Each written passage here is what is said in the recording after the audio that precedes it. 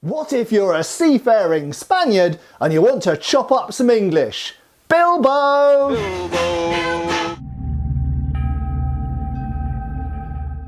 So many of you watching my channel will be only too familiar with the Spanish rapier, like this example I'm holding here from the mid to late 1600s. And you'll notice it has a narrow thrusting blade, which is absolutely fantastic for dueling, it's fantastic for thrusting, not so great for cutting. Yes, you can cut with it, but it has not much breadth on the blade. And the Spanish, more particularly the Basques, had a type of sword which was far better suited to cutting and yet maintained a form of cup hilt. Now, minor detail, this is actually what they call a shell hilt rather than a cup hilt, but they have a very similar end result, very similar function. So the Bilbo or Bilbao, depending where you're from in Spain and how you pronounce it, as I understand it, the Basques say more like Bilbo and the other Spanish say more Bilbao. I might be incorrect on that, but nevertheless, this is what would sometimes be referred to as a Bilbao or Bilbo sword or broadsword or sometimes rapier. Now, we've talked a lot on this channel about what is a rapier. Well, we normally talk about a rapier as being essentially a thrust-centric sword.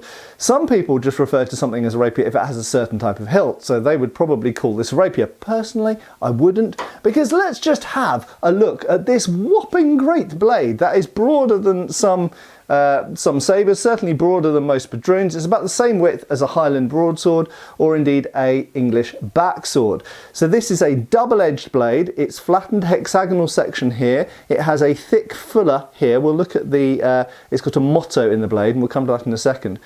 This is the sort of blade you could absolutely find on an earlier knightly arming sword or a side sword or something like this, or a large cavalry sword. And in fact, these were used by cavalry, but they were also used by people on ships.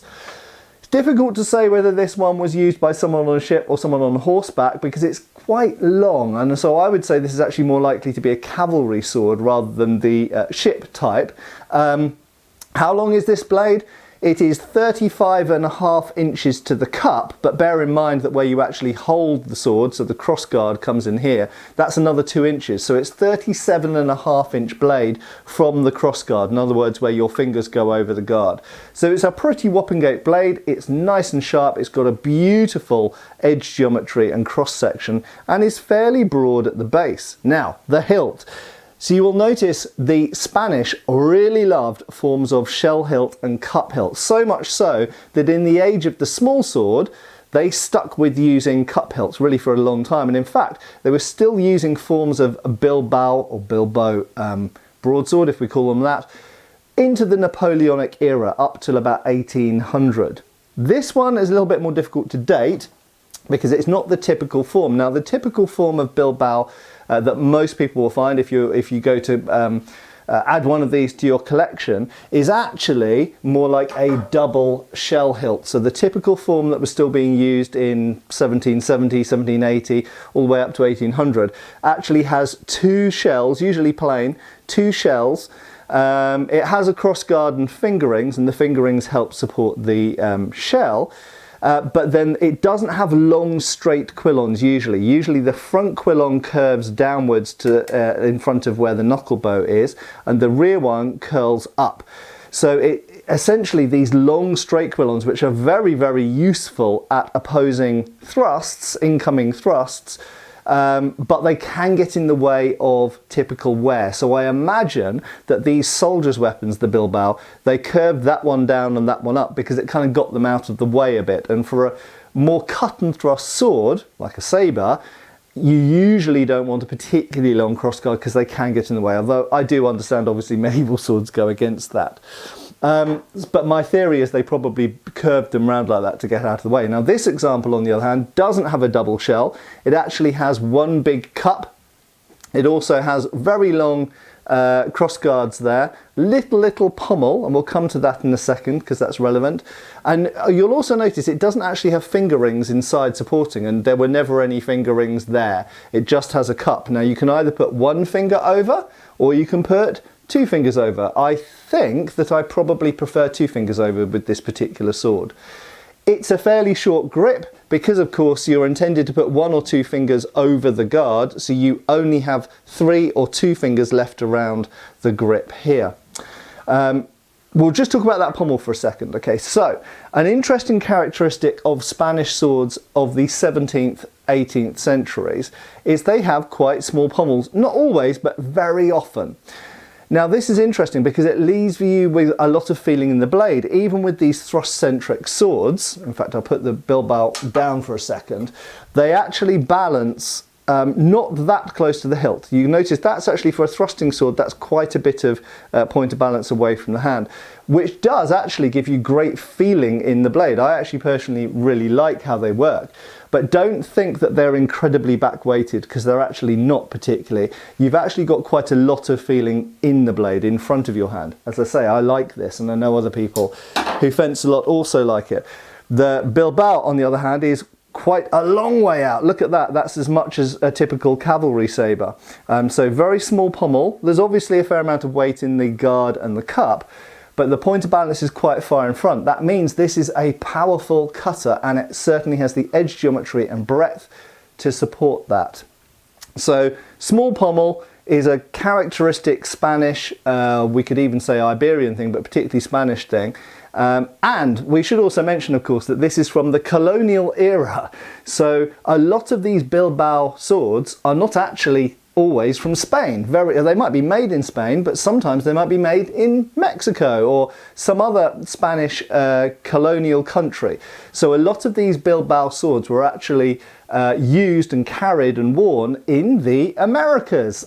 So many of them are American swords. So obviously in the channel I focus mostly on European swords, but obviously Europeans settled the Americas and took their swords with them. And in some cases, some of those swords were actually made in the Americas, although in many cases they were Spanish-made swords exported. And in some cases they were made for the South American and Mesoamerican markets. So sometimes swords were specifically made in styles in Spain for export to the Americas, and sometimes they made them for export to southern Italy, for example, or other places.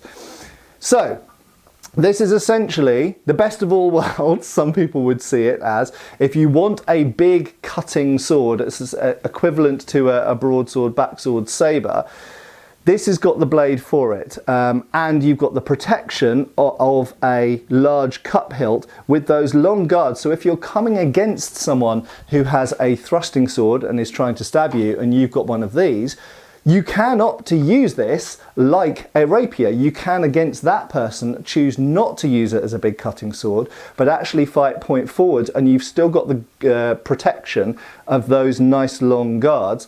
And then if you get into a melee, then you can switch to using it as a cutting sword like a sabre. So it's a very, very versatile sword. And these were preferred by soldiers and sailors. So very often someone in civilian life might wear one of these. And then when they go to war against the English or the Dutch or whoever, the Portuguese, then they might wear one of these. So they might wear one of these when they go to the New World or to Southeast Asia or Japan or wherever, they might wear one of these. Back home, when they're walking around in the city, they might wear one of these. Right, so lastly, that blade. This is a really nice blade. I actually need to do some cleaning on this blade. I've only just acquired this. But it's got beautiful, let's focus on the blade here, beautiful fuller that runs up for about 12 inches up from the base of the blade. And actually the fuller, as they often do, actually continues on the ricasso inside there. You can feel it with your fingers. So we've got a fuller that runs all the way up here, and then it transitions into a flattened hexagonal section, and you will see that it has a motto in here which says, don't unsheathe me without reason. And on the other side it says, but don't resheathe me without honour. So don't unsheathe me without reason, don't resheathe me without honour. So only pull me out if you have to, and if you have to pull me out, make sure you win, which I think is a really, really nice thing. We actually find this quite not uncommonly on particularly Spanish and French blades, occasionally on other nationality blades as well. Anyway, there we go. I thought that would be an interesting one to show you. We'll probably talk about these swords in a bit more depth. Maybe I'll do a deeper dive on Bilbao swords in the future, but here's an introduction to them here.